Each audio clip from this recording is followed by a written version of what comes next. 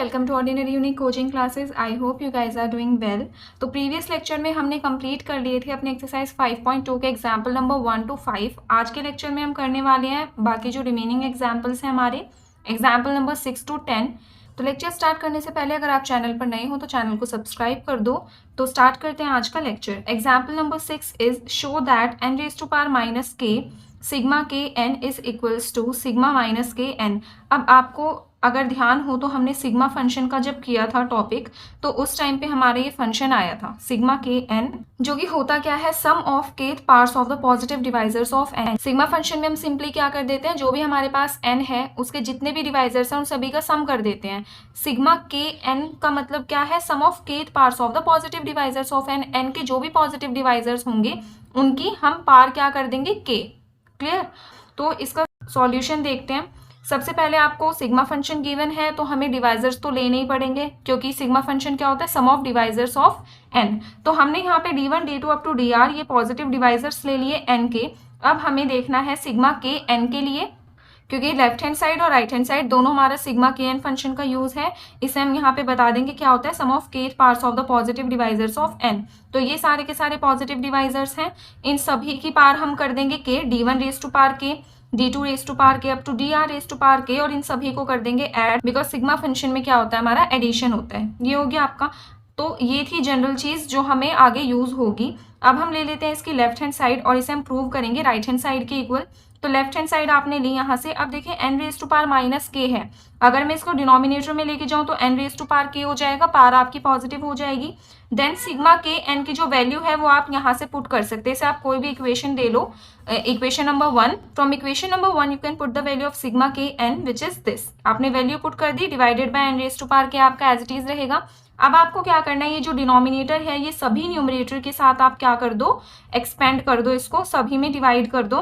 तो d1 raise to power k और इसके डिनोमिनेटर में आएगा n रेज टू पावर के। हम इन दोनों को कंबाइन करें तो d1 divided by n raise to power k, then d2 divided by n raise to power k up to dr divided by n raise to power k. ये हो जाएगा आपका। अब हम क्या करेंगे, देखिए राइट हैंड साइड में हमें क्या चाहिए, सिग्मा माइनस के।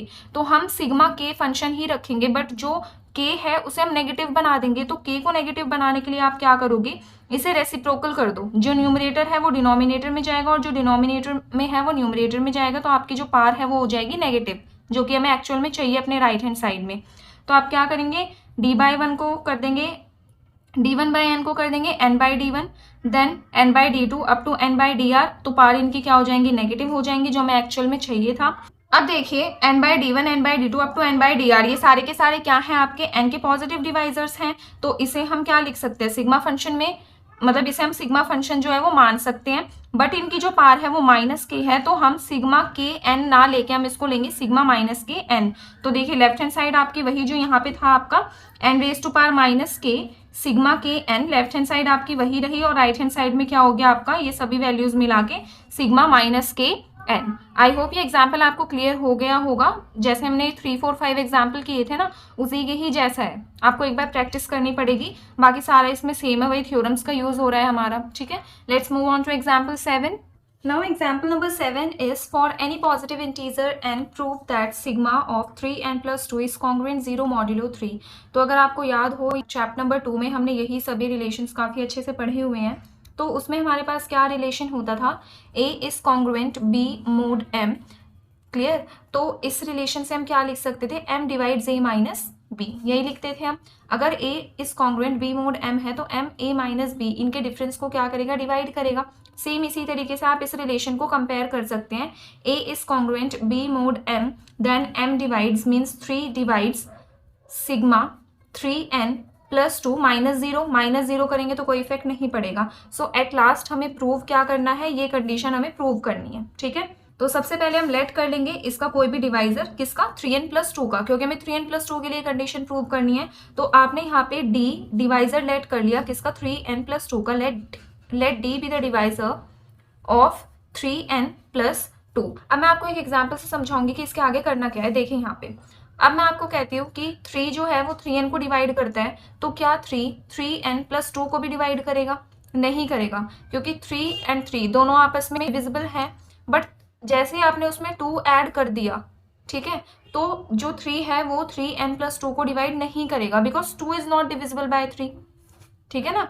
2 इज नॉट डिविजिबल बाय 3 जो है वो 2 को डिवाइड नहीं करेगा। इसीलिए अगर आप कोई भी ऐसे आपके पास डिजिट है, कोई भी ऐसा नंबर है जिसे 3 डिवाइड करता है, उसमें आपने 2 और ऐड कर दिया तो 3 उसे डिवाइड नहीं करेगा।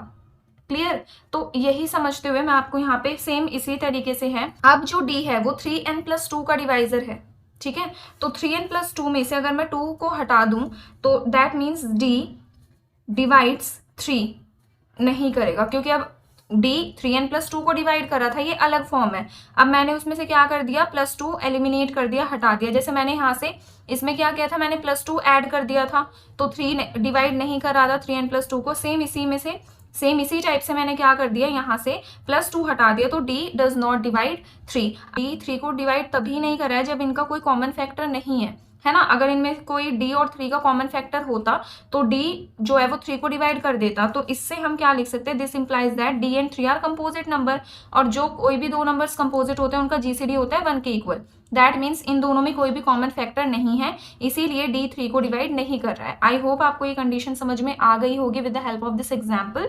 और ये भी अगर आप इसको इंडिविजुअली भी समझे तो ये बहुत ईजी है, ठीक है। अब देखिए जो d है वो 3n+2 का डिवाइजर है। इतना हमें पता है कि जो आपके रिमाइंडर आते हैं वो कभी भी डिवाइजर से बड़े नहीं होते, उससे लेस ही होते हैं। अगर आपका डिवाइजर है 4 तो रिमाइंडर आएंगे आपके 0, 1, 2, 3, कुछ भी आ सकता है। अगर आपका डिवाइजर है 3 तो रिमाइंडर आएंगे आपके 0, 1, 2, ठीक है। कभी भी रिमाइंडर जो है वो डिवाइजर से ज्यादा नहीं हो सकते। तो देखिए अब जो आपकी d की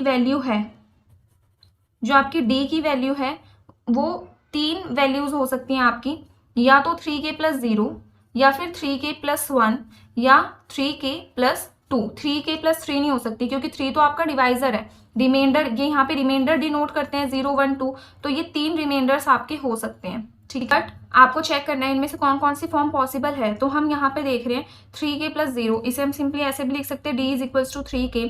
अब देखिए d जो है वो 3 को तो डिवाइड नहीं कर रहा है, तो अगर k मान लो कोई भी इंटीजर है, अगर मैं 3 को किसी इंटीजर से भी डिवाइड कर दूं तब भी d जो है वो 3k को डिवाइड नहीं करेगा, ठीक है। सो दैट मीन्स आपकी ये वाली जो कंडीशन है ये पॉसिबल नहीं है कि रिमाइंडर आपका 0 आ जाए। d जो है वो 3 को कंप्लीटली डिवाइड कभी नहीं कर सकता। क्लियर। तो इसमें आपकी दो पॉसिबिलिटीज बची, 3k+1 एंड 3k+2। अब d जो है वो डिवाइड कर रहा है 3n+2 को, then by the condition of divisibility हम क्या लिख सकते हैं, 3n+2 को, this implies that 3n+2 can be written as some integral multiple of d, और वो जो इंटीजर है वो आपने ले लिया यहाँ पे t, और आप यहाँ पे लिख देंगे t belongs to integer. Clear. तो ये हम यूज करते थे ना डेफिनेशन ऑफ डिविजिबिलिटी और कंडीशन ऑफ डिविजिबिलिटी में, वही सेम चीज है। अब हम यहाँ पे निकालते हैं कंडीशंस आपकी। तो d के आपके पास दो वैल्यूज आई हैं। d आपका किसके इक्वल हो सकता है, एक हो सकता है आपका 3k+1 के इक्वल, एक हो सकता है 3k+2 के इक्वल। अब देखिए जब d आपका 3k+1 3k+2 के इक्वल है, d के डिफरेंट वैल्यूज हैं, तो यहाँ पे जो ये इंटीजर आप मल्टीप्लाई कर रहे हो इसके साथ उसके भी डिफरेंट वैल्यूज होंगी, तो वो वैल्यूज हमें यहाँ पे निकालनी। आप क्या करके देखोगे, बेसिकली यहाँ पे dt है, सो दैट मीन्स जब आप इन दोनों को मल्टीप्लाई करो तो आपकी कुछ इसी टाइप की ही फॉर्म आनी चाहिए है। तो d तो आपके पास ये है, और e की आप ऐसी क्या वैल्यू लो जिससे आपकी ये फॉर्म आ जाए, तो आप मल्टीप्लाई करके देख सकते हो। जैसे dt को हमें करना है, dt is equals to, d की वैल्यू आपके यहाँ पे 3k+1, और t की वैल्यू भी आपको कुछ इसी फॉर्म में लेनी है, तो आप लेके देखो 3k-+2 या +1 भी आप लेके देख सकते हो। तो हम ये करते हैं 3k-+2, तो इनको आप मल्टीप्लाई करो, 3k को 3k- से करेंगे तो 9k, देन 3k को 2 से करेंगे तो 6k, देन 3k-+2। अब फर्स्ट 3 टर्म्स में से आप 3 कॉमन ले सकते हो, तो आपने 3 कॉमन लिया, आपका क्या बचेगा 3k-+2k k- एंड +2 आपका एज इट इज रहेगा। अब ये जो है इसे आप कोई अनदर इंटीजर ले सकते हो।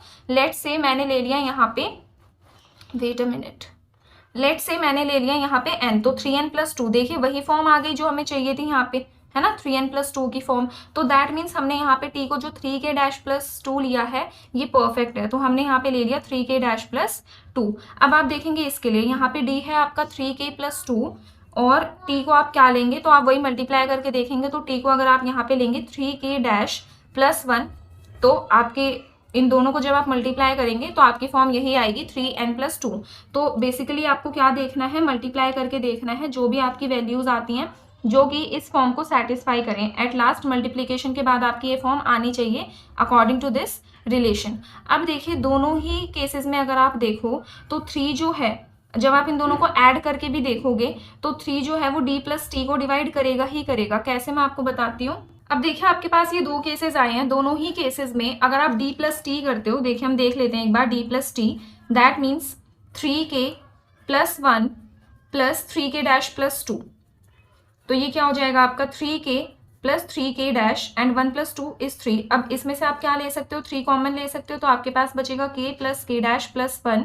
ठीक है, सो d प्लस 3 को हमने लिख दिया sum integral multiple of 3, so this implies that 3 divides d plus T, यही है ना। This implies that 3 divides d plus T. इसी तरीके से आप सेकंड कंडीशन के लिए देखोगे, उसमें भी यही आएगा 3 divides d plus T.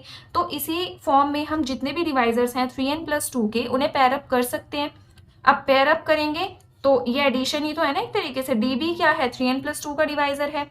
Same T भी एक तरीके से क्या है, 3n प्लस 2 का डिवाइजर है। तो आप यहाँ पे क्या कर सकते हो, इन सभी को पेयरअप कर लोगे, और वो एडिशन में हम पेयरअप कर रहे हैं, सो दैट मीन्स अपने आप ही क्या बन जाएगा आपका यहाँ पे 3 डिवाइड्स। अब आप ऐसे करोगे d प्लस टी और भी जो भी आपके जितने भी पेयर्स हैं मतलब डिवाइजर्स के, तो वो आपका सिग्मा फंक्शन बन जाएगा किसका, 3n प्लस 2 का, क्योंकि जितने भी डिवाइजर्स हैं 3n प्लस 2 के वो सारे ऐड हो जाएंगे, और यही हम सिग्मा फंक्शन में देखते हैं। सो 3 डिवाइड्स 3n प्लस 2, यही आपको करना था प्रूव। इसी से ही आप क्या कॉन्ग्रुएंस रिलेशन लिख सकते हो, 3 divides sigma 3n plus 2, so sigma 3n plus 2 can be written as 0 modulo 3। इस कॉन्ग्रुएंस रिलेशन, ये कॉन्ग्रुएंस रिलेशन जो है वो हम लिख सकते हैं, because 3 divide sigma 3n plus 2 then sigma 3n plus 2 is congruent 0 modulo 3, क्योंकि रिमाइंडर ये होता है आपका रिमाइंडर तो आपका 0 आया ना, कुछ भी रिमाइंडर नहीं है। तो इस टाइप से आप कर सकते हैं एग्जाम्पल नंबर 7। ठीक है, एग्जाम्पल नंबर 3, 4, 5, 6 के बाद ये एक एग्जाम्पल है जिसमें थोड़ा सा समझने की जरूरत है,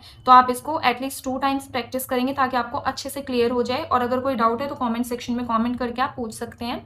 Let's move on to example 8. Now example number 8 is if n is a power of 2 then prove that sigma n is odd. n की जो आपकी फॉर्म गिवन है वो 2 raised to power something है, ये n की फॉर्म है। then you have to prove that sigma function of n is odd, मतलब n के जो भी डिवाइजर्स हैं जब आप उनका सम करोगे तो वो odd आएगा। तो हमारे पास यहाँ पे ना 2 केस बन जाते हैं, केस 1 एंड केस 2। 2 केसेस में क्या हो सकता है, n की वैल्यू या तो आपके 1 के इक्वल हो सकती है या फिर ग्रेटर देन 1 हो सकती है। ये 2 केसेस हैं आपके पास। ठीक है, n की वैल्यू अगर 1 के इक्वल होती है तो अब देखिए आपको क्या लिख लेना है कि if n is equals to 1, तो हमें 2 की पावर क्या करनी पड़ेगी जिससे n की वैल्यू 1 आए। ऑब्वियसली 2 की पावर 0 करेंगे तभी तो n की वैल्यू 1 आएगी, तो इसलिए हमने क्या कर दिया यहाँ पे, if n is equals to 2 raise to power 0 is equals to 1, and then अब हम निकालेंगे इसका सिग्मा फंक्शन, जो भी n की वैल्यू आई है। तो n की वैल्यू आई है 1 and sigma function of 1 is equals to 1, ये हमने नोट्स में भी पढ़ा और आप वैसे भी देख सकते हैं। 1 है आपका, 1 का डिवाइजर 1 ही होता है, तो इसका सिग्मा फंक्शन भी क्या होगा 1। ठीक है, तो ये हो गया आपका केस 1। केस 2 स्टार्ट होता है यहाँ से। केस 2 में n आपका ग्रेटर देन 1 होगा, तो ये जो हम यहाँ पे पावर लेंगे 2 की, वो भी क्या हो गया आपकी कोई भी पॉजिटिव इंटीजर हो सकती है, जिसे हमने ले लिया k। तो n की क्या फॉर्म लिया आपने, n is equals to 2 raise to power k, और जैसा कि मैंने बोला पॉजिटिव इंटीजर, तो k पे आप कंडीशन लगाएंगे greater than equals to 1। Clear, अब वही इसका सिग्मा फंक्शन आप निकालना शुरू कर दो। तो sigma n is equals to sigma n की वैल्यू क्या है 2 रेज टू पावर k। अब होता क्या है सिग्मा एक्चुअल में सम ऑफ डिवाइजर्स ऑफ जो भी आपके n की वैल्यू है, यहाँ पे 2 रेज टू पावर k है तो sum of divisors of 2 raise to power k। अब हम क्या करेंगे, जितने भी इसके, अब देखिए 2 रेज टू पावर k है तो इसके तो काफी सारे डिवाइजर्स हैं, 1 सभी का डिवाइजर होता है, देन फिर हो जाएगा आपके पास 2, then 2 square 2 cube up to 2 raise to power k।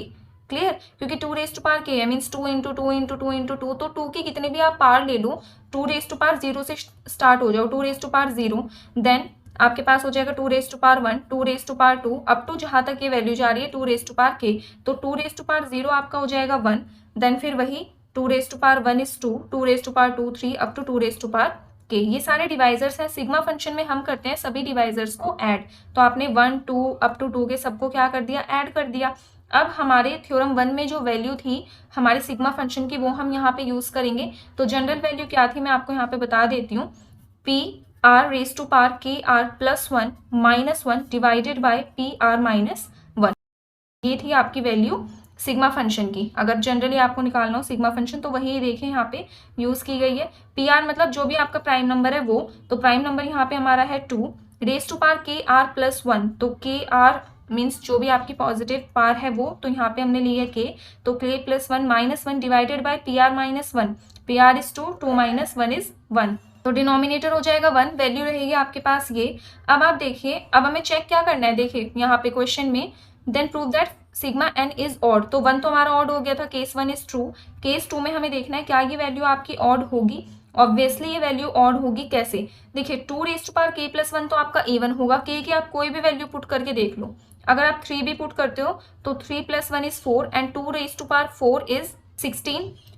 अब ये वैल्यू तो होगी आपकी, चाहे आप कोई भी वैल्यू पुट करो के की, फर्स्ट टर्म होगी आपकी इवन, और इवन में से आप 1 सब्ट्रैक्ट कर रहे हो तो वो टर्म बन जाएगी ऑड, जैसे अभी यहाँ पे 16 था, 16 माइनस 1 इज 15, तो दैट मीन्स ये कंप्लीट टर्म को जब हम कंबाइन करेंगे तो इसका रिजल्ट आएगा ऑड, बिकॉज वही रीजन दिया गया है 2 raise to power k plus 1 is even for all k greater than equals to 1, hence if n is a power of 2 then sigma n is odd for both of the cases. Clear? So बहुत easy सा example है, just एक बार read कर लेना, इसको आ जाएगा. Let's move on to example 9. Now example number 9 is prove that the product of two odd prime numbers cannot be a perfect number. In example number 9 you have to prove that आपके पास दो odd prime numbers हैं, odd prime numbers means आप 2 नहीं ले सकते because 2 is the only even prime number, और आप कोई सा भी प्राइम नंबर ले सकते हैं, तो आपके पास दो ऑड प्राइम नंबर का प्रोडक्ट है, दैट मीन्स मल्टीप्लीकेशन में है वो, you have to prove that the product of two odd prime number can not be a perfect number. Perfect number मैंने पढ़ा था क्या होता है, मैं आपको रिवाइज करा देती हूँ। जैसे आपने कोई भी नंबर लिया, फॉर एग्जाम्पल 6, इसके क्या डिवाइजर्स होंगे 1, 2, 3 एंड 6 इटसेल्फ, तो किसी भी नंबर के जो डिवाइजर्स हैं उसमें उस नंबर को आप एक्सक्लूड कर दो, वो हमें नहीं लेना, बाकी के जो भी डिवाइजर्स हैं अगर उनको ऐड करने पर अगेन वही नंबर आता है तो then this number is perfect number. तो 1 + 2 + 3 6 and 6 is equals to 6, then 6 is a perfect number. ठीक है, ये होता है आपका परफेक्ट नंबर। तो आपको प्रूव करना है कि दोनों ऑड प्राइम नंबर का जो प्रोडक्ट होगा वो परफेक्ट नंबर नहीं होगा। ठीक है, तो हम सबसे पहले क्या करेंगे, दो ऑड प्राइम नंबर का प्रोडक्ट लेट करेंगे। तो आपने n ले लिया, p q जो कि आपके दो ऑड प्राइम नंबर है, और इनको कर दिया मल्टीप्लाई, दैट मीन्स इनका हो गया प्रोडक्ट। अब इस एग्जाम्पल को हम करेंगे by the method of contradiction. Contradiction का मतलब क्या होता है, जो भी कंडीशन हमें प्रूव करनी है उसका हम अपोजिट लेके चलते हैं एंड एट लास्ट हम उस स्टेटमेंट को कंट्राडिक्ट कर देते हैं, मीन्स गलत प्रूव कर देते हैं। ये होता है मेथड ऑफ कंट्राडिक्शन। ठीक है, तो हमें प्रूव करना है कि product of two odd prime number can not be a perfect number. तो आप लेके चलेंगे कि if possible suppose n is a perfect number, means product of two odd prime number is a perfect number. ठीक है, perfect number है तो हमने परफेक्ट नंबर की एक कंडीशन पढ़ी थी, सिग्मा फंक्शन जो होगा उस नंबर का वो आपका होगा ट्वाइस ऑफ दैट नंबर। ठीक है, परफेक्ट नंबर का जो टॉपिक था वहीं पे हमने ये कंडीशन पढ़ी थी। तो if n is a perfect number then this condition is true. Now ये कंडीशन हमारे पास आ चुकी थी। ठीक है, if n is a perfect number then sigma function of n is twice of that number. अब हम क्या करते हैं, n की वैल्यू यहाँ पे पुट कर देते हैं। n इज इक्वल्स टू क्या था आपका P Q, product of two odd prime numbers. तो n के प्लेस पे आपने पुट कर दिया यहाँ पे पी क्यू।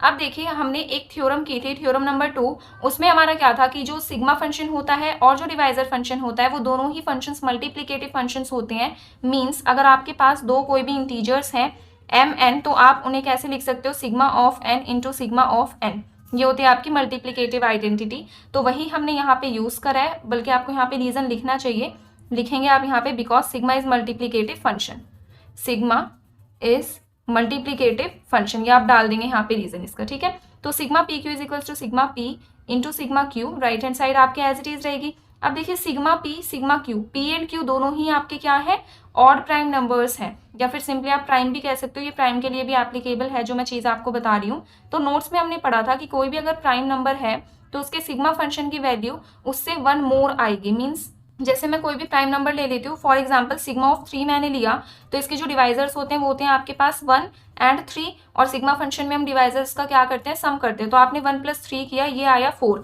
अब देखिए ये क्या है, 4 इज इक्वल्स टू 3 + 1, मतलब जो भी आपने यहाँ पे प्राइम नंबर लिया था उसमें आप 1 ऐड करोगे, वो रिजल्ट आएगा आपका sigma function of that prime number. तो यहाँ पे ये दोनों ही प्राइम नंबर है, तो इन पे जब हम सिग्मा फंक्शन अप्लाई करेंगे तो क्या रिजल्ट आएगा, p के लिए आएगा p+1 और q के लिए आएगा q+1। ठीक है, नोट्स में हमने ये चीज पढ़ी थी, आप चेक कर सकते हैं। राइट हैंड साइड आपके एज इट इज, इन दोनों को अब आप कर दो मल्टीप्लाई, पी क्यू को, अब p को करोगे q+1 से तो p q + p and 1 into q+1 is q+1। Right hand side remains as it is 2p। जितनी भी लेफ्ट हैंड साइड में आपकी टर्म्स हैं इन्हें आप ले जाओ राइट हैंड साइड में, ये इक्वेशन आपके पास बन जाएगी। अब यहाँ से आपको क्या करना है, बोथ साइड्स आप 2 ऐड कर देंगे। तो यहाँ पे -1 + 2 इज +1 एंड 0 + 2 इज 2। अब आप यहाँ पे क्या करेंगे, फर्स्ट 2 टर्म्स में से जो कॉमन है वो कॉमन ले लो और लास्ट 2 टर्म्स में से जो भी कॉमन है वो कॉमन ले लो। जैसे मैं यहाँ पे इसमें से ले लेती हूँ p कॉमन, तो मैंने p कॉमन लिया, q - 1 बचा मेरे पास। लास्ट 2 टर्म्स में से मैंने -1 कॉमन लिया तो मेरे पास बचा q - 1। फिर क्या होता है, इन दोनों में से आप q - 1 कॉमन ले लो। q - 1 कॉमन लिया, जैसे आप मिडिल टर्म फैक्टराइजेशन में करते हो सेम वैसे ही p - 1 बचा आपके पास। तो यहाँ पे आ गया q - 1 p - 1। Right hand side में आपका 2 था, 2 को आप लिख सकते हो 1 × 2।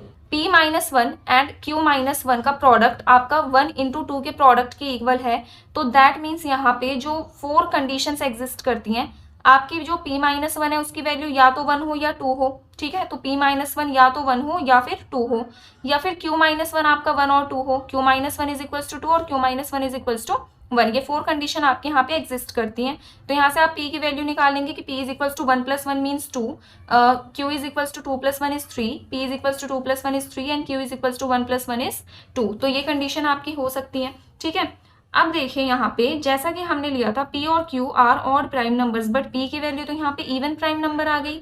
सेम यहाँ पे भी q की वैल्यू क्या आ गई, इवन प्राइम नंबर आ गई। This is contradiction. जो हम मान के चले थे वो हमारा यहाँ पे ट्रू प्रूव ही नहीं हुआ। ठीक है, which is not possible since p and q are odd primes, so we arrive at a contradiction. So जो भी हम लेट करके चले थे, जो भी हमारी assumptions थी वो गलत थी। मान के हम चले थे कि n is a perfect number, but n perfect number नहीं होगा बिकॉज हमने मेथड ऑफ कंट्राडिक्शन से इसे प्रूव करा है। तो बहुत ही ईजी सा एग्जाम्पल है, मैथमेटिकल सॉल्यूशन है बिल्कुल। ठीक है, सो अब हम करते हैं last example of exercise 5.2 which is example number 10। Now example number 10 is let n be an integer which contain r distinct primes. तो वो जो जनरल फॉर्म है वो हमें पता ही है, n की ऐसी फॉर्म जिसमें आपके r डिफरेंट प्राइम्स होंगे in its prime factorization. Then you have to prove that divisor function of n = 2r। तो सबसे पहले जो भी हमारी वो फॉर्म है जो हमें इस एग्जाम्पल में गिवन है वो फॉर्म हम लेट कर लेंगे यहाँ पे। ठीक है, जिससे हमने इसी का ही यूज करके हमने एग्जाम्पल नंबर 1, 2, 3 ये किए हैं, जहाँ पे पी आई क्या है आपके सारे, P I means P1, P2, P3 up to PR सारे के सारे डिफरेंट प्राइम्स हैं। और ये जो कंडीशन है ये मैं आपको अभी समझाऊंगी, अभी इसे स्किप करते हैं। अब आपको प्रूव करना है डिवाइजर फंक्शन के लिए। So from theorem number 1, divisor function of n की वैल्यू क्या है आपके पास, k1 + 1, k2 + 2 up to kr + 1। देखिए जितने भी प्रूव करने वाले थ्योरम्स होती है मैं हमेशा उनमें बोलती हूँ स्टार्टिंग से ही कि आपको जो रिजल्ट लेके आना है, जो प्रूव करना है वो अपने माइंड में हमेशा रखो। तो आपको प्रूव करना है 2r। दैट मीन्स आपको 2 चाहिए। आपके पास 1 तो है, यहाँ पे हर एक टर्म में आपके पास 1 है, आपको 2 बनाना है। तो इनकी वैल्यूज क्या लेके चलोगे, आप 1 ही लेके चलोगे ना। तो 1 + 1 आपका 2 और 2r चाहिए। तो r टाइम्स तो ये है ही, k1, k2, k3 up to कहाँ तक है, kr तक। अब k1, k2, kr सभी की वैल्यूज आप पुट करेंगे तो ये कितने टाइम्स है आपका, r टाइम्स। क्लियर, तो 1 + 1 2, 1 + 1 2, 1 + 1 2 कितने टाइम्स हो जाएगा, r टाइम्स हो जाएगा। तो हम इसे लिख सकते हैं 2r और यही आपको करना था प्रूफ। बिल्कुल इजी सा एग्जाम्पल है, अगर ये एग्जाम में भी आता है आपका तो फिर कंपलसरी क्वेश्चन में ही आ सकता है, क्योंकि बहुत छोटा है तो 2 मार्क्स या 3 मार्क्स से ज्यादा आपका नहीं आएगा। अब आती है आपकी एक्सरसाइज 5.2। तो आई होप आपकी आधी एक्सरसाइज तो हो ही गई होगी, क्योंकि प्रीवियस लेक्चर में मैंने आपको कहा था कि जो भी एग्जाम्पल नंबर 1 to 5 से रिलेटेड जितने भी आपके पास क्वेश्चन है वो आप ट्राई करेंगे, जैसे फर्स्ट, सेकंड, ये थर्ड, फोर्थ, ये सभी तो उसी से ही रिलेटेड है। अब जो क्वेश्चंस आपके रहते हैं एग्जाम्पल नंबर 6 to 10 से रिलेटेड वो आप आज ट्राई करेंगे। जो एक्सरसाइज 5.2 की PDF है वो टेलीग्राम ग्रुप पर ऑलरेडी शेयर की हुई है। अगर आपको एक्सरसाइज 5.2 की PDF चाहिए तो link is in the description box, आप वहां से PDF ले सकते हैं। तो आज के लिए हम इतना ही करते हैं, नेक्स्ट लेक्चर में हम करेंगे एक्सरसाइज 5.3 का बेसिक। टिल देन अगर आपको आज का लेक्चर पसंद आया तो चैनल को सब्सक्राइब जरूर कर लेना, लेक्चर को लाइक कर देना and share with your friends also जिन्हें भी लेक्चर्स की ज़रूरत है। और चैप्टर नंबर 5 के काफ़ी सारे कमेंट्स आ रहे हैं, चैप्टर आप कराइए, तो मैं जल्दी से जल्दी ट्राई करी हूँ कि ये चैप्टर आपका कंप्लीट हो जाए। So stay tune.